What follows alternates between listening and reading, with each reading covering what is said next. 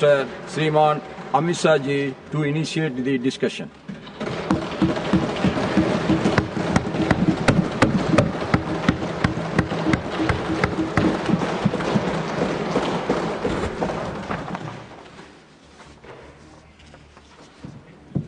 सभापति महोदय, यह सदन जब से बना तब से कई सारे ऐतिहासिक पल इस सदन ने जिए भी हैं और सदन की कार्यवाही के माध्यम से राष्ट्र जीवन की स्मृति में वो समाहित भी हुए हैं। मेरा मानना है कि ये जो आपका निर्णय है, सदन का निर्णय है कि वंदे मातरम के 150वें साल के प्रवेश पर ये महान सदन वंदे मातरम के भाव के लिए, वंदे मातरम के यशोगान के लिए और वंदे मातरम को चिरंजीव बनाने के लिए एक चर्चा करे और इस चर्चा के माध्यम से विशेषकर हमारे देश के बच्चे, किशोर, युवा, आने वाली पीढ़ियों तक वंदे मातरम का आजादी के लिए योगदान, वंदे मातरम गान की रचना में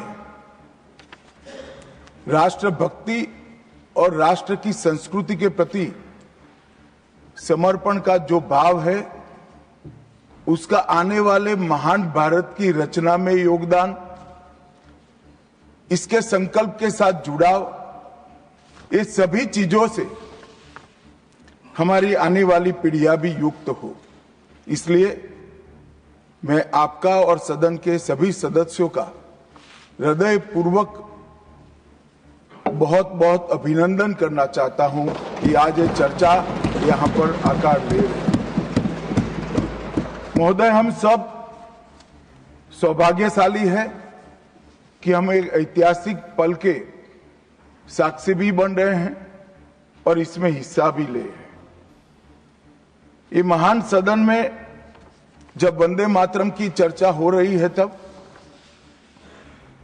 कल कुछ सदन सदस्यों ने लोकसभा में प्रश्न उठाया था कि आज वंदे मातरम की चर्चा, वंदे मातरम पर चर्चा की जरूरत क्या है।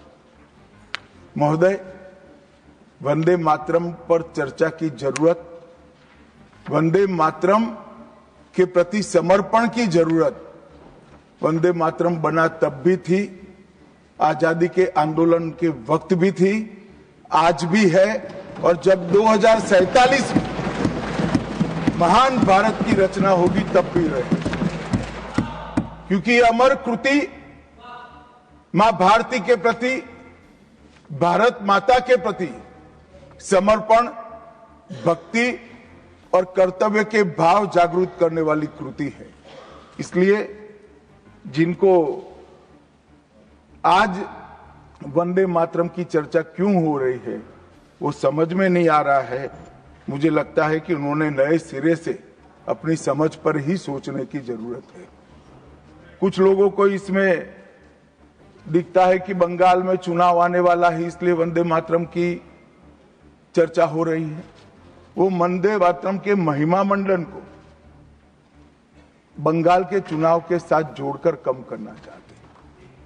ये सही है कि वंदे मातरम की रचनाकार बंकिम बाबू बंगाल में पैदा हुए, बंगाल में गीत की रचना हुई और आनंद मठ जिसमें बाद में वंदे मातरम समाहित हुआ, उसकी पृष्ठभूमि भी की बंगाल थी। मगर जब वंदे मातरम का प्रकटीकरण हुआ, वंदे मातरम बंगाल तक सीमित नहीं रहा था, देश तक भी सीमित नहीं रहा था। दुनिया भर में जहां पर आजादी के दीवाने थे वो गुप्त बैठक भी करते थे तो पहले वंदे मातरम का गान कर बैठक की शुरुआत। और आज भी सरहद पर हमारा जवान जब अपना सर्वोच्च बलिदान देता है ये आंतरिक सुरक्षा के लिए देश के पुलिस का जवान सर्वोच्च बलिदान देता है, तो जब वो अपने प्राण त्यागता है, इसके मुंह पर एक ही मंत्र होता है, वो वंदे मातरम। मान्यवर, ये वंदे मातरम का गान, वंदे मातरम का गीत, ये भारत माता को गुलामी की जंजीरों से मुक्त करने का नारा बना था, आजादी के उद्घोष का नारा बन चुका था, आजादी के संग्राम का एक बहुत बड़ा प्रेरणा स्रोत बना था, और शहीदों को अंतिम बलिदान, सर्वोच्च बलिदान देते वक्त अगले जन्म में भी भारत में ही जन्म लेकर फिर से मां भारती के लिए बलिदान करने की प्रेरणा वंदे मातरम से मिली। और ये चिर पुरातन राष्ट्र को अनेक सदियों तक अपनी संस्कृति के रास्ते पर आगे बढ़ाने की प्रेरणा भी कई सारे मनुष्यों को इस वंदे मातरम से मिली। वंदे मातरम की दोनों सदनों में इस चर्चा से, वंदे मातरम के महिमा मंडन से, वंदे मातरम के गौरव गान से हमारे बच्चे, किशोर, युवा और आने वाली कई पीढ़ियां वंदे मातरम के महत्व को भी समझेगी और उसको राष्ट्र के पुनर्निर्माण का एक प्रकार से आधार भी बनाएगी। मान्यवर, बंकिम चंद्र चट्टोपाध्याय जी ने 7 नवंबर 1875 को वंदे मातरम की रचना उनकी सार्वजनिक हुई। यह दिन कार्तिक शुक्ल नवमी का था। अक्षय नवमी या जगदात्री पूजा के रूप में यह दिन मनाया जाता है। और जब रचना की तब शुरू में कुछ लोगों को लगा कि एक उत्कृष्ट साहित्यिक कृति है, परंतु देखते देखते देखते वंदे मातरम का एक गीत देशभक्ति, त्याग और राष्ट्रीय चेतना का प्रतीक बन गया, जिसने हमारे आजादी के आंदोलन का रास्ता प्रशस्त किया। और कब वंदे मातरम की रचना हुई? वंदे मातरम की रचना की पृष्ठभूमि हम सब ने जरूर याद करनी चाहिए। उसकी पृष्ठभूमि में सदियों तक इस्लामिक आक्रमण को झेलकर इस देश की संस्कृति और इस देश का इतिहास झंझोड़ने का काम, शीर्ण वीर्ण करने का काम हुआ था। उसके बाद अंग्रेजों ने अपने शासन के काल में, भारत के गुलामी के काल में एक नई सभ्यता, एक नई संस्कृति हमें थोपने का प्रयास किया था। और उस वक्त ये वंदे मातरम का रचना बंकिम बाबू ने की, और वो रचना के अंदर बहुत बारीकी से जो हमारी मूल सभ्यता थी, हमारा सांस्कृतिक राष्ट्रवाद था, देश को माता के रूप में कल्पना कर कर, देश की माता के रूप में जो कल्पना की, इसकी आराधना करने की हमारी परंपरा थी, उसको उन्होंने पुनः प्रस्तापित किया था। और इसीलिए ये गीत देखते देखते कोई प्रचार के बगैर, उस वक्त ना सोशल मीडिया था, ना प्रचार के कोई साधन थे, उल्टा जो सरकार थी वो तो उसको रोकना चाहती थी, प्रतिबंध लगाती थी। वंदे मातरम बोलने वालों पर कोड़े बरसाए जाते थे, जेल में डाल दिए जाते थे। फिर भी वो सारे प्रतिबंधों को पार कर कर हर एक व्यक्ति के मन को भी छुआ, आत्मा को भी छुआ, और अनेक प्रताड़नाएं झेलते हुए भी वंदे मातरम कश्मीर से कन्याकुमारी तक फैल गया। मान्यवर, ये एक प्रकार से भारत के संस्कृति के प्रति श्रद्धा रखने वाले सभी लोगों का पुनः जागरण का मंत्र बन गया। गुलामी के कालखंड में कई मंदिर, विश्वविद्यालय, कला केंद्र, हमारी कृषि व्यवस्था है, हमारी शिक्षा व्यवस्था, कई सारी लाइब्रेरी अस्त व्यस्त हो गई, तोड़ दी गई, शीर्ण वीर्ण कर दी गई। मगर हमारी संस्कृति, उसके भाव को हमारे जनमानस से कोई नहीं मिला। मगर एक जरूरत थी वो भाव को जागरूक करने की और वो भाव को पुनः संगठित करने की। उसी वक्त बंकिम बाबू ने वंदे मातरम की रचना की और देखते देखते वंदे मातरम का नारा अक्रॉस द कंट्री, पूरे देश में ट्रैवल कर गया मान्यवर, और अंडमान निकोबार की जेलों तक पहुंच गया। उसको ना अंग्रेज रोक सके, ना अंग्रेजों की सभ्यता को स्वीकारने वाले लोग रोक सके। मान्यवर, वंदे मातरम ने एक ऐसे राष्ट्र को जागरूक किया जो अपनी दिव्य शक्ति को भुला चुका था। राष्ट्र की आत्मा को जागरूक करने का काम वंदे मातरम ने किया। यह इसीलिए महर्षि अरविंद ने कहा, वंदे मातरम भारत के पुनर्जन्म का मंत्र है।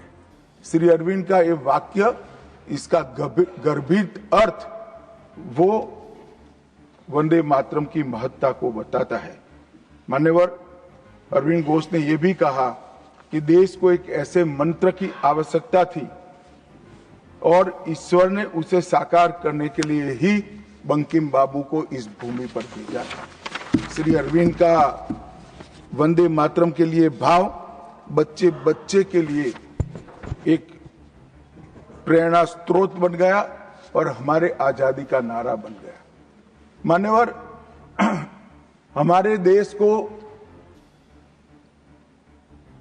जो लोग समझते हैं, लोग जो जानते हैं, वो सभी लोगों को मालूम है कि हमारा देश पूरी दुनिया में एक प्रकार से अनूठा देश है। दुनिया के कई देशों की रचना अधिनियमों से हुई, कहीं युद्धों के कारण हुई, कहीं युद्ध के बाद संधि के कारण हुई।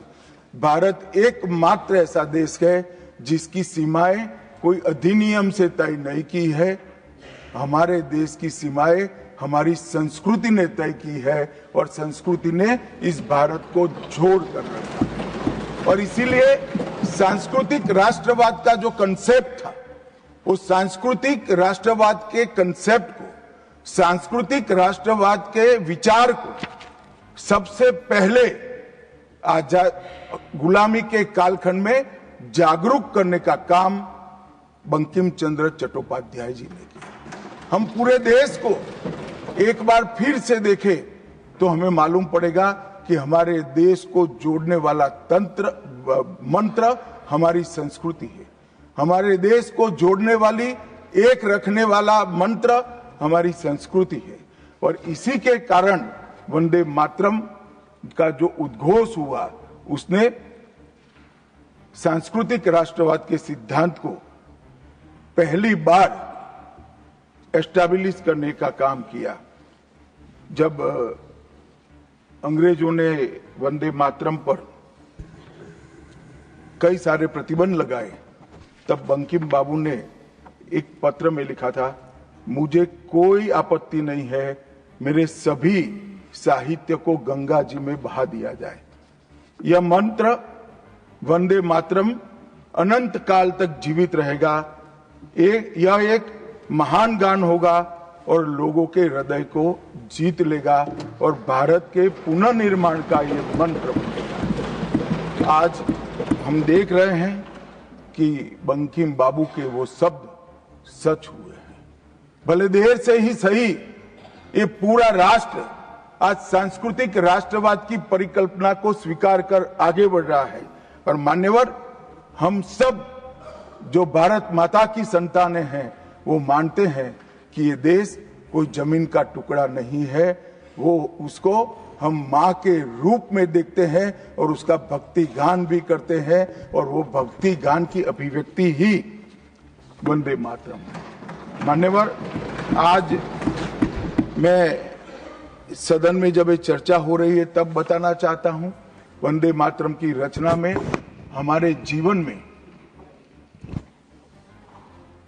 देश की, भारत माता की कल्पना का जो योगदान है, उसको बहुत अच्छे तरीके से भावना के साथ वर्णन किया है। जल, फल और समृद्धि तीनों की दायिनी भारत माता को बताया गया। शोभित पुष्पों से मन को प्रफुल्लित करने वाली भी भारत माता को बताया गया। सरस्वती, लक्ष्मी, दुर्गा, ये तीनों का जो स्वरूप है वो भारत माता है। एक प्रकार से हमारा समृद्धि, हमारी सुरक्षा, हमारा ज्ञान, हमारा विज्ञान, ये सब भारत माँ की ही कृपा है और उसकी आराधना से ही प्राप्त हो सकता है। इतना बड़ा एक संकल्प बंकिम बाबू ने रखा। दुर्गा की वीरता, लक्ष्मी की संपन्नता और सरस्वती की मेघा, ये तीनों हमें भारत माँ की कृपा ही दे सकती है, यह मिट्टी ही दे सकती है। इसीलिए इसको बार बार प्रणाम करना चाहिए, माँ को प्रणाम करना चाहिए। मान्यवर, एक प्रकार से जिसकी उद्घोषणा 150 साल पहले बंकिम बाबू ने की, ये विचार तो बहुत चिर पुरातन है। रामायण के अंदर प्रभु श्री राम ने भी जब उनको सलाह दी गई कि इतनी वैभवशाली लंका है, आप लंका जीत ही लिए हो, तब अयोध्या जाकर क्या करना है, यहीं रह जाते हैं। तब उन्होंने कहा कि माता और मातृभूमि ईश्वर से भी बड़ी होती है, मैं माता और मातृभूमि का त्याग करूं। मातृभूमि के महिमा मंडन प्रभु श्री राम ने भी किया। मातृभूमि का महिमा मंडन आचार्य शंकर ने भी किया और मातृभूमि का महिमा मंडन आचार्य चाणक्य ने भी किया। ये सभी ने समय समय पर हमारे अस्तित्व को मातृभूमि के साथ जोड़ने का काम किया। मातृभूमि ही हमें पहचान देती है, वो ही हमें भाषा देती है, वो ही सभ्य जीवन जीने की संस्कृति का आधार बनाती है और वो ही हमारे जीवन को ऊपर उठाने का अवसर देती है। इसलिए मातृभूमि से ज्यादा कुछ हो नहीं सकता।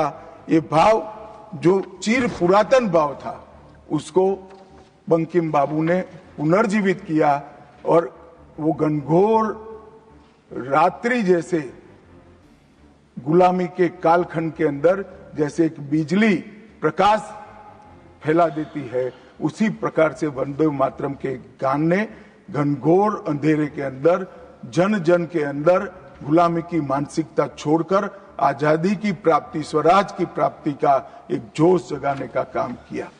मान्यवर, महर्षि अरविंद ने वंदे मातरम को गीत नहीं, हमारी आध्यात्मिक शक्ति का प्रतीक माना।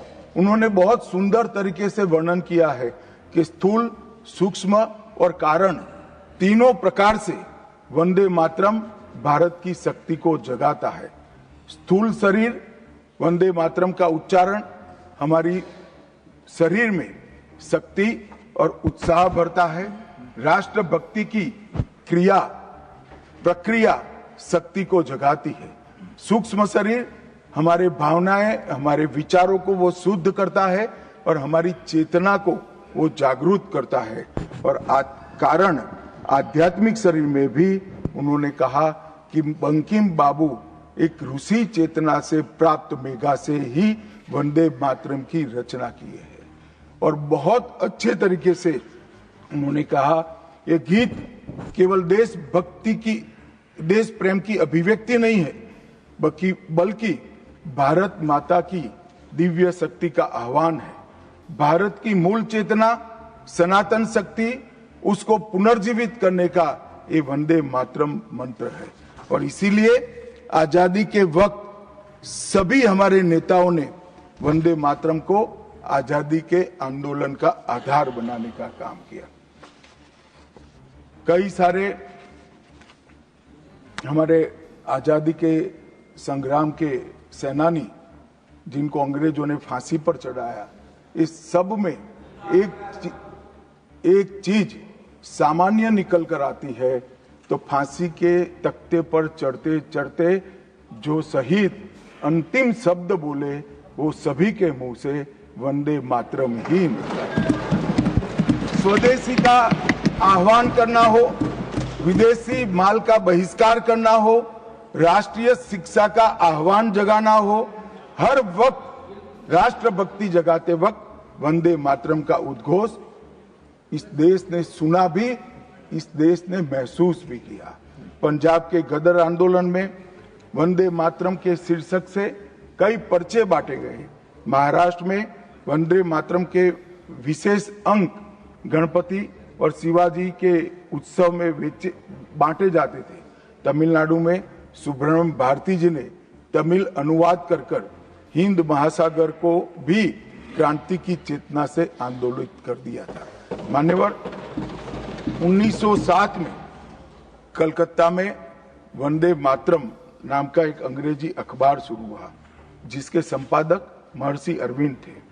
ब्रिटिश सरकार ने उसको सबसे खतरनाक राष्ट्रवादी पत्र माना। वो राष्ट्रवादी भी कहते थे और खतरनाक भी कहते थे, और श्री अरविंद पर राजद्रोह का मुकदमा भी चला और उनको सजा भी गई।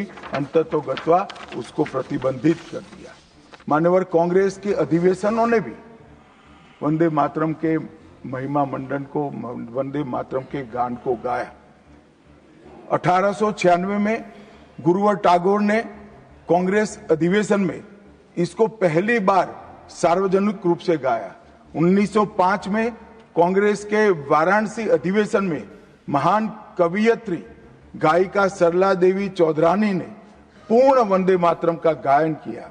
और 15 अगस्त 1947 को जब देश आजाद हुआ, सुबह 6:30 बजे सरदार पटेल के आग्रह पर पंडित ओमकारनाथ ठाकुर जी ने आकाशवाणी से अपने मधुर स्वर में वंदे मातरम का गान कर देश को भावुक कर दिया। और ये सभी भावना को देखते हुए संविधान सभा की अंतिम बैठक 24 जनवरी 1950 को संविधान सभा के अध्यक्ष राजेंद्र प्रसाद जी की अध्यक्षता में जो हुई, उसमें राष्ट्रगान के बराबर सम्मान देते हुए वंदे मातरम को राष्ट्रगीत घोषित करने का काम किया। मान्यवर, मैं कल देख रहा था कांग्रेस के कई सदस्य आज वंदे मातरम की चर्चा क्यों जरूरी है और इसको एक राजनीतिक हथकंडा या तो मुद्दों पर से ध्यान भटकाने का एक हथियार मानते थे। मान्यवर, मुद्दों पर चर्चा करने से कोई नहीं डरता है। संसद का बहिष्कार हम नहीं करते हैं। संसद का बहिष्कार अगर करना है, संसद का बहिष्कार न करे, संसद चलने दे, तो सब मुद्दों पर चर्चा होगी। हमें कुछ डरने जैसा नहीं है, छिपाने जैसा नहीं है। कोई भी मुद्दा हो, हम चर्चा करने के लिए तैयार है। परंतु वंदे मातरम के गान की चर्चा को, वंदे मातरम के गान पर की चर्चा को टालने की ये मानसिकता ये नई नहीं। मान्यवर, ये तो वंदे मातरम का 150वां साल है। हर महान रचना का, हर महान घटना का महत्वपूर्ण साल कई मायनों में हमारे देश में मनाता जाता है। तो ये तो 150वां साल है। अब हम थोड़ा पीछे मुड़कर देखते हैं। मान्यवर, जब वंदे मातरम के 50 साल हुए तब क्या हुआ? वंदे मातरम के 50 साल हुए, देश आजाद नहीं हुआ था। और वंदे मातरम की स्वर्ण जयंती हुई 1937 में। तब जवाहरलाल नेहरू जी ने वंदे मातरम के 2 टुकड़े कर उसको 2 अंतरों तक सीमित करने का काम। कांग्रेस पार्टी की 50वें साल में जो एक प्रकार से वंदे मातरम का महिमा मंडन करने की पद्धति थी,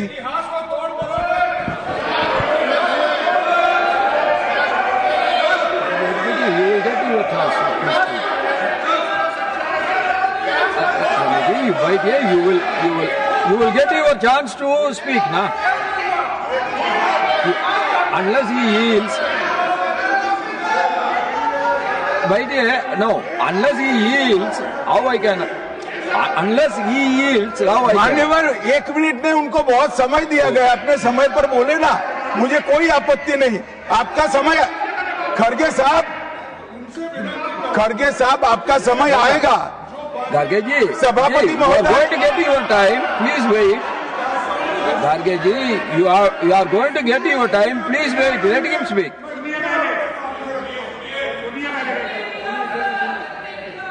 मान्यवर 50वें पड़ाव पर वंदे मातरम को सीमित कर दिया गया।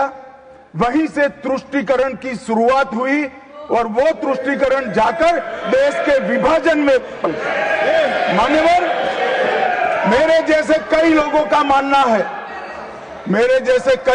मानना है कांग्रेस पार्टी को पसंद आए ना आए, अगर वंदे मातरम के तुष्टीकरण की नीति के तहत 2 टुकड़े न करते तो देश का बंटवारा नहीं होता और देश पूरा होता। मान्यवर 50 साल के बाद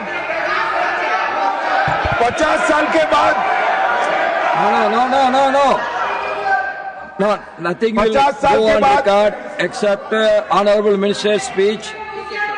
Please. मान्यवर 50 साल के बाद वंदे मातरम 100 साल का हुआ। सबको था कि 100 साल मनाए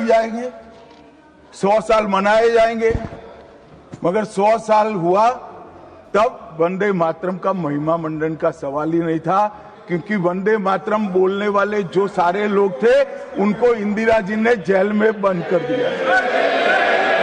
इस देश में आपातकाल लगाया गया। विपक्ष के लाखों लोगों को, लाखों समाज सेवियों को, स्वयंसेवी संगठन के लोगों को जेल में भर दिया गया। कोई कारण के बगैर अखबारों पर ताले लगा दिए गए। यहां तक कि आकाशवाणी उस वक्त एक ही माध्यम था, आकाशवाणी में किशोर कुमार की आवाज ही नहीं आती थी, ड्यूएट गाने भी लता जी की आवाज में ही आते थे। मान्यवर पूरे देश को जब वंदे मातरम 100 साल का हुआ, पूरे देश को बंदी बनाकर रख दिया। और कल 150वां साल है। 150वें साल में लोकसभा में चर्चा हुई। साहब ये कांग्रेस पार्टी की स्थिति देखिए। जिस कांग्रेस पार्टी के अधिवेशनों की शुरुआत गुरुवर टैगोर जैसे लोग वंदे मातरम गाकर कराते थे। वंदे मातरम कांग्रेस पार्टी के आजादी के आंदोलन का एक मंत्र बना था।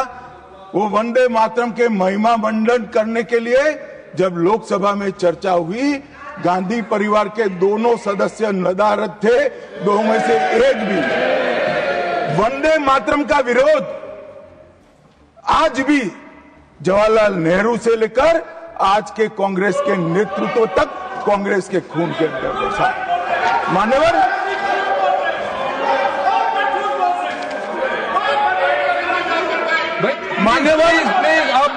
प्लीज आप बैठिए। मान्यवर मैं तथ्यों के आधार पर कहता हूं, कांग्रेस पार्टी की एक नेत्री ने कांग्रेस बैठ जाओ रामदास।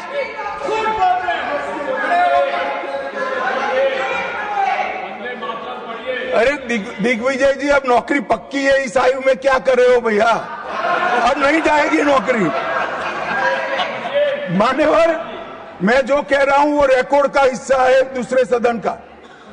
मान्यवर दूसरे सदन की चर्चा में कांग्रेस पार्टी की एक प्रमुख नेत्री ने कहा है कि वंदे मातरम की आज चर्चा की कोई जरूरत नहीं है। मुझे मालूम नहीं पड़ता कि वंदे मातरम से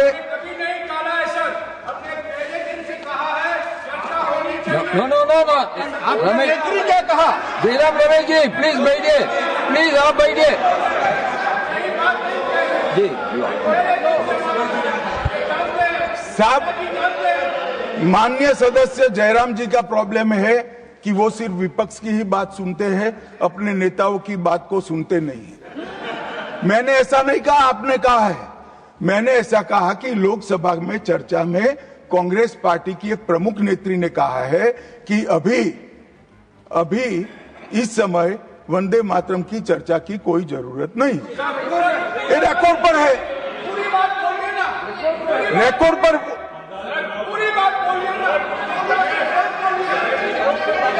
मान्यवर आप बैठिए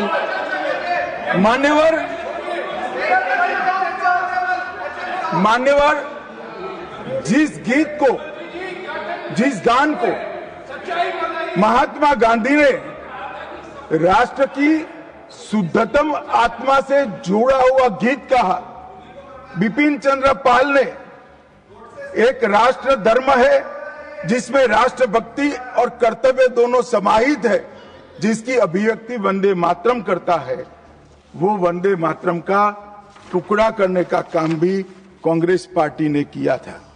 मान्यवर, अंतर्राष्ट्रीय स्तर पर भी वंदे मातरम ने हमारे आजादी के आंदोलन को गति देने का काम किया। श्यामजी कृष्ण वर्मा, मैडम भिखाजी कामा और वीर सावरकर ने जो भारत का त्रिवर्ण ध्वज निर्मित किया था, उस पर स्वर्णिम अक्षर में एक ही नाम था, वंदे मातरम। मान्यवर, बर्लिन के ओलंपिक्स में भी 1936 में गुलामी के कालखंड में भी जब हमारे हॉकी की टीम को, हमारी टीम को उत्साह की जरूरत थी, प्रेरणा की जरूरत थी, कोच ने लाइन में खड़े कर भावपूर्ण तरीके से वंदे मातरम का गान किया और हम गोल्ड मेडल जीतकर आ गए। मान्यवर, भारतीय जनता पार्टी की रचना हुई तब से। हमारी तो पार्टी की रचना ही सांस्कृतिक राष्ट्रवाद और ये देश अपने मूल संस्कृति के आधार पर, मूल विचारों के आधार पर चलना चाहिए, पाश्चात्य संस्कृति के आधार पर नहीं चलना चाहिए। इसीलिए हमारी पार्टी की स्थापना थी। मान्यवर, इस संसद में वंदे मातरम के गान को बंद करा दिया गया। अब फिर से खड़े हो जाएंगे कि नहीं नहीं नहीं, आप गलत बोल रहे हो, मगर इस रिकॉर्ड है मान्यवर महोदय। 1992 में भाजपा सांसद श्री राम नाईक ने एक शॉर्ट ड्यूरेशन डिस्कशन के माध्यम से वंदे मातरम को संसद में फिर से गाने की शुरुआत करने के लिए एक मुद्दा उठाया और उस वक्त प्रतिपक्ष के नेता लाल कृष्ण आडवाणी जी ने बहुत प्रमुखता के साथ लोकसभा के स्पीकर को कहा कि इस महान सदन के अंदर वंदे मातरम का गान होना चाहिए, क्योंकि संविधान सभा ने इसको स्वीकारा है। और फिर लोकसभा ने सर्वानुमत से 1992 में वंदे मातरम के गान की शुरुआत की। मान्यवर, हम जब वंदे मातरम की गान की शुरुआत कर रहे थे, उस वक्त भी मैं नाम देना नहीं चाहता, वरना औचित्य के सवाल उठाएंगे, कुछ टेक्निकल मुद्दे उठाएंगे, मगर इंडी अलायंस के ढेर सारे लोगों ने, मेरे पास नाम की सूची है, इनको आपत्ति नहीं हो तो मैं पढ़ सकता हूं, ढेर सारे लोगों ने कहा था कि हम वंदे मातरम नहीं गाएंगे, ना बोल दिया। और मैंने मेरी आंख से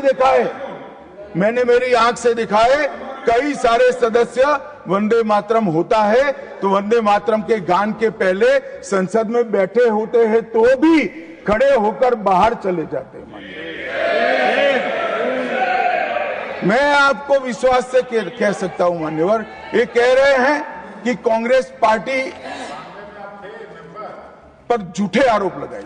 मैं विश्वास से कह रहा हूं, भारतीय जनता पार्टी का एक भी सदस्य वंदे मातरम के गान के वक्त सम्मान के साथ खड़ा न हो, ऐसा हो ही नहीं सकता, क्योंकि वंदे मातरम के गान के प्रति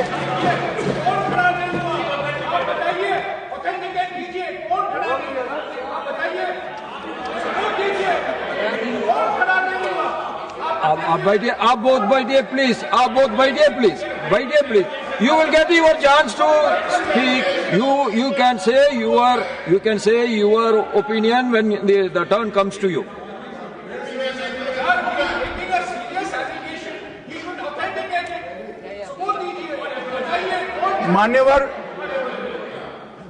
मान्यवर, अरे सुनो तो, बोल क्या करते हो भैया, मुझे सुनो तो। मान्यवर, सम्मानीय सदस्य जी ने कहा है कि कौन कौन कांग्रेस पार्टी के लोगों ने वंदे मातरम नहीं गाने के लिए स्टेटमेंट दिया है, और संसद के वक्त बाहर चले गए हैं, मैं इसकी सूची आज शाम होने के पहले सदन के पटल पर रख दूंगा। मेरा विनंती है कि वो कांग्रेस सदस्यों के नाम इस चर्चा का हिस्सा करने के लिए आप आदेश करिएगा। इस सदन की चर्चा के रिकॉर्ड पर रहना चाहिए कि कांग्रेस पार्टी के सदस्य वंदे मातरम का विरोध करते हैं।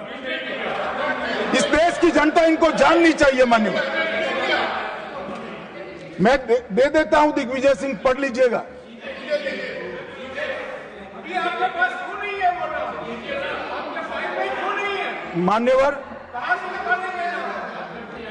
मान्यवर वंदे बंकिम चंद्र चटर्जी की, चट्टोपाध्याय जी की 130वीं जयंती पर हमारी सरकार ने, डाक विभाग ने एक स्टैंप जारी किया। स्वतंत्रता की 75 की वर्षगांठ के उपलक्ष्य में हर घर तिरंगा का अभियान भी हमने करा और उस वक्त हमारे प्रधानमंत्री जी ने जनता का आह्वान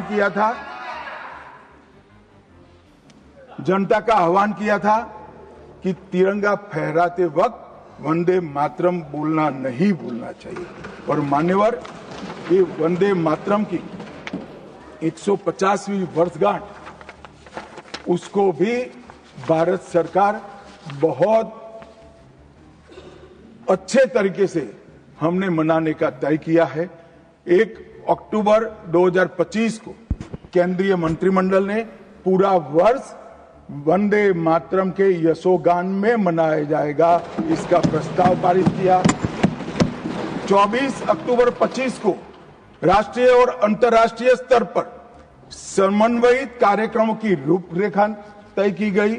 माननीय प्रधानमंत्री जी ने भारत माता को पुष्पांजलि देकर 7 नवंबर 25 को नई दिल्ली में ये वर्ष का शुभारंभ किया।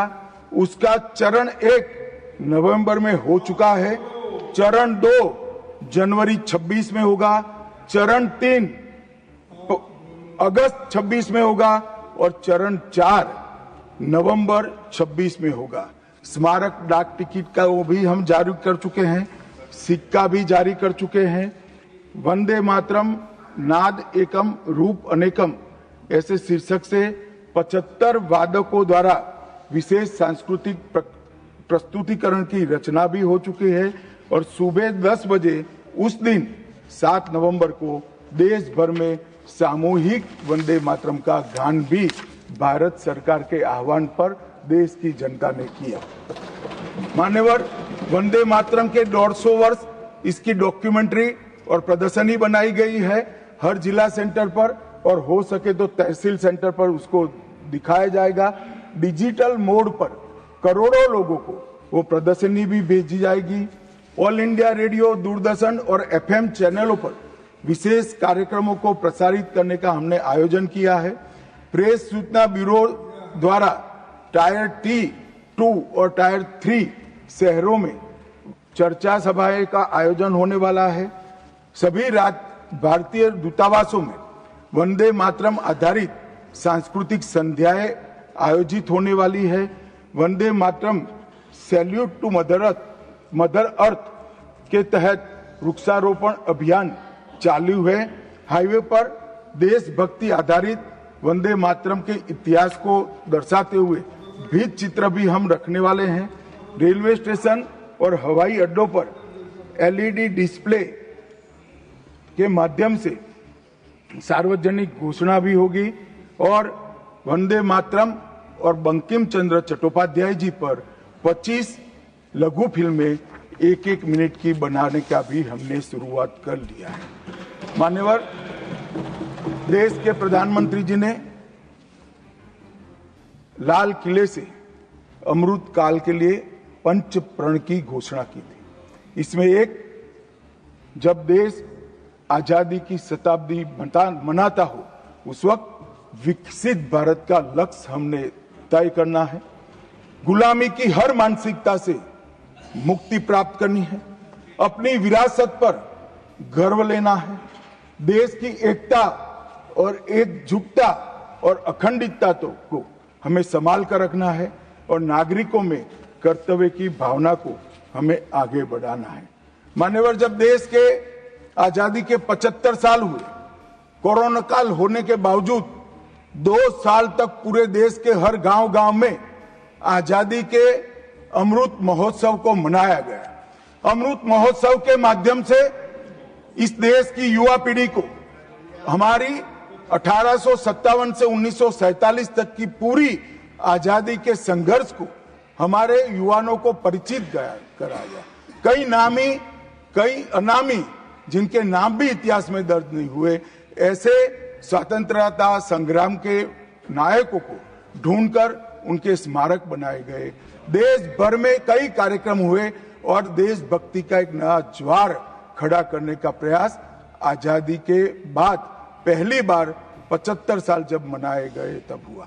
और वहां से अटके नहीं, माननीय प्रधानमंत्री जी ने अमृत काल का विचार रखा। आजाद हुए तब से 75 साल जितनी भी सरकारें आई, अच्छा काम किया, सबने देश को बहुत आगे बढ़ाया है। हमने हमारे लोकतंत्र को पाताल से भी गहरा पहुंचाया है। हमारे लोकतंत्र की जड़ें आज मजबूत हो चुकी है मान्यवर। मगर 75 से 100 साल का एक कालखंड अमृत काल के रूप में इसका नामकरण प्रधानमंत्री नरेंद्र मोदी जी ने करा और देश के युवाओं के सामने एक संकल्प रखा मान्यवर कि आजादी का अमृत महोत्सव से आजादी की शताब्दी तक ये जो पूरा कालखंड है वो देश को महान बनाने का कालखंड के रूप में हम उसको चैलेंज के रूप में लेंगे, एक चुनौती के रूप में लेंगे। और जब आजादी की शताब्दी मनाई जाएगी, ये देश पूरे विश्व में हर क्षेत्र में नंबर 1 पर होगा। ऐसे देश और मान्यवर संकल्प आज प्रधानमंत्री जी का अकेले का नहीं है, कोई एक पॉलिटिकल पार्टी का नहीं है। कुछ लोग भले उसको राजनीतिक नारा समझते हो, मगर ये संकल्प 140 करोड़ भारतीयों का संकल्प है और ये पूरा होकर, और इसीलिए ये दैव योगी ही है कि जब अमृत काल हम मना रहे हैं तभी वंदे मातरम के 150वां साल आज आया है। और फिर से एक बार इसके माध्यम से हम राष्ट्रभक्ति को जगाने का काम करेंगे। मान्यवर, मैंने पहले भी कहा कि वंदे मातरम काल बाह्य कभी नहीं होगा। उसकी रचना हुई तब भी उसकी इतनी ही जरूरत थी जितनी आज है।